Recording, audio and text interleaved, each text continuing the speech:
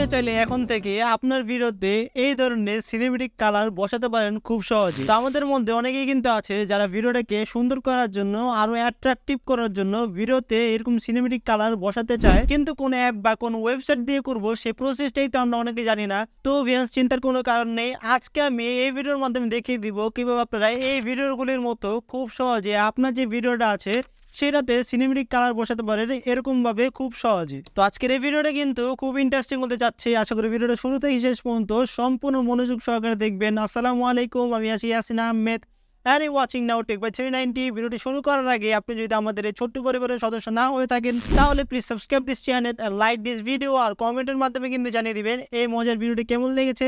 So let's begin. সরাসরি ফোনের স্ক্রিনে গিয়ে এই প্রসেসটি দেখি।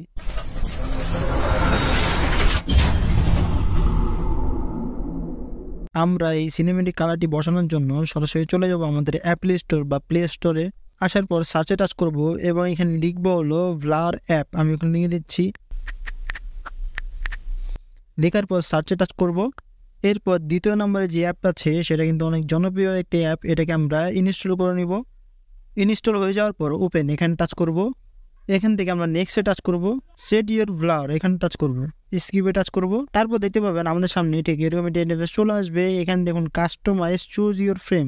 এখানে আমাদের টিকটকের জন্য করব নাকি ইউটিউবের জন্য করব নাকি ফেসবুকের জন্য করব সেটা এখান থেকে আমরা সিলেক্ট করে নিতে পারি।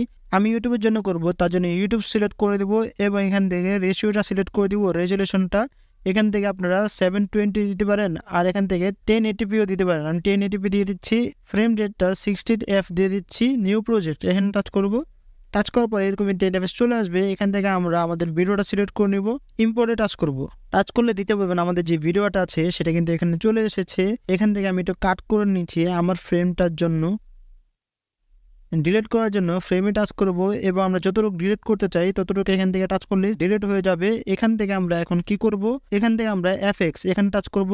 তাহলে দেখতে পাবেন এখানে ইফেক্ট চলে এসেছে অনেকগুলা। এখান থেকে আমরা ফিল্টার এখানে টাচ করব। অনেক ধরনের ফিল্টার কিন্তু চলে এসেছে। এখানে দেখুন ফ্রি অনেকগুলো আছে, আবার পেড অনেকগুলো আছে। এখান থেকে আমরা ফ্রিগুলো একটু দেখাচ্ছি আপনাদেরকে।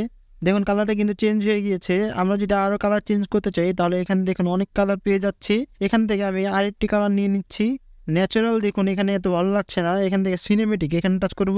অনেক ধরনের কালার ভিউস চলে এসেছে। এখান থেকে এই কালারটা সিলেক্ট করে দিচ্ছি। সিলেক্ট করার পর দেখুন ব্যাকগ্রাউন্ডটা কি সুন্দর, আমাদের অন্য কালারে চেঞ্জ হয়ে গিয়েছে সিনেমেটিক কালারে। এখন যদি আমি ভিডিওটা প্লে করে দিই তাহলে দেখতে পারবেন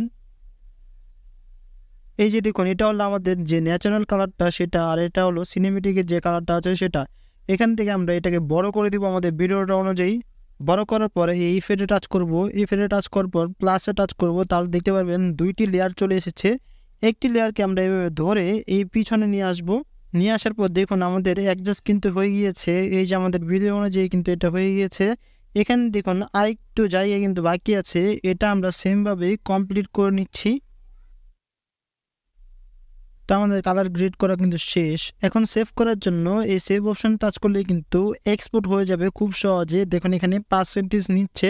তো এইভাবেই কিন্তু আপনারা খুব সহজে আপনার যে ভিডিও আছে সেখানে এরকম ভাবে অ্যাট্রাকটিভ সিনেমেটিক কালার বসাতে পারেন। তো আজকের মতো এখানে এই ভিডিওটি কেমন লাগলো কমেন্টে অবশ্যই প্লিজ জানিয়ে দিবেন। চ্যানেল সাবস্ক্রাইব করে দেবেন, একটি লাইক করে দেবেন, আর আমাদের সাথে থাকবেন। আল্লাহ হাফেজ।